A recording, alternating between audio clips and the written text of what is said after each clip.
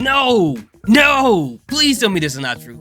Please, for the love of God, tell me this is not true, man. This is, if you guys watch the channel, you know I'm not into the doom and gloom thing, but this is some important information. But you know what? We're gonna watch this, and I'll give you my thoughts after the fact, as usual. Before we get started, go ahead, hit that subscribe button and the bell next to it. Let's get into it. That's unfortunate news for those fans who expected Vince McMahon running Raw to be a one-off. Speaking on the Wrestling Observer Radio today, Dave Meltzer provided the latest on McMahon running WWE Creative.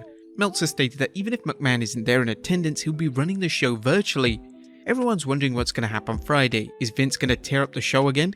Was it only because he was in LA? Nobody knows the answer. Either he's coming to Portland for SmackDown and tearing up the show, or he's, at worst, maybe going to stay in Connecticut and be in the production meeting remote, in which case he'll probably have less tearing up of the show, but he's there, and he's the decision maker, and he's number one. He's number one. That's it. Triple H has gone from being the guy to being basically what Paul Heyman was and what Bruce Pritchard was before. Were they in charge? But everything gets overruled. Oh dear.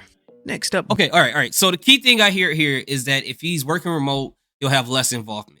But what's better than him having less involvement is him having no involvement. So I'm going to make a suggestion. Don't do this, all right? If you work for WWE, do not do this, all right? If you make this decision, this is on your own merit. This is all just a joke, okay?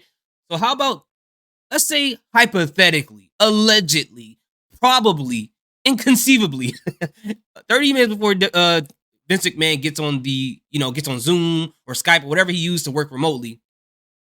What if someone allegedly, hypothetically, puts a little bit of laxative in something that he's consuming at that moment? So then somehow, some way, he's no longer in attendance for the virtual meeting.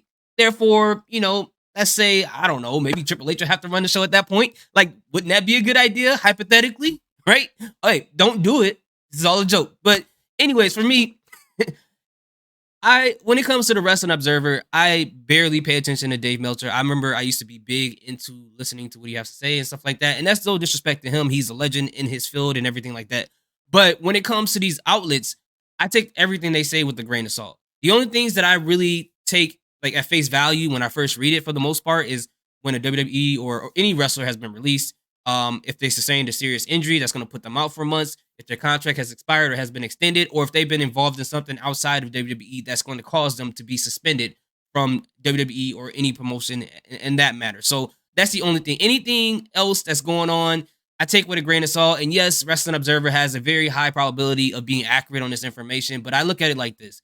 So people listen to their plugs, right? Say Vince McMahon says, hey, the sky is blue. And then it gets to a person, it gets to another person. By the time it gets to that third person, Vince probably has already changed his mind and said the sky's going to be yellow. So what that person is saying right now is outdated information. So for all I know, and all I'm hoping, and all I'm praying is that Vince McMahon is not running the entire show. If he is, have as little influence as possible, man. Like this isn't right, man. I'm really hoping that they don't do this to the people of Portland. Like, that's not fair to them. They pay for the tickets. They probably bought it way before WrestleMania thinking they were going to getting an amazing show. Some probably bought it during first night of WrestleMania. It was like, dude, if WrestleMania is like this, SmackDown has got to be really good. So it's not fair for those people, man. Like, I don't know. I'm hoping for the best, man. I'm trying to stay positive. My brain is just wired that way where I try to look at the silver lining and everything. But I do realize as an adult, there are some situations that you can't really do a silver lining in. So we'll see what happens on SmackDown. We'll see. But anyways, what do you guys think about this whole situation? Let me know what you think. Thank you guys so much for watching. Salute. Peace. Have a good day.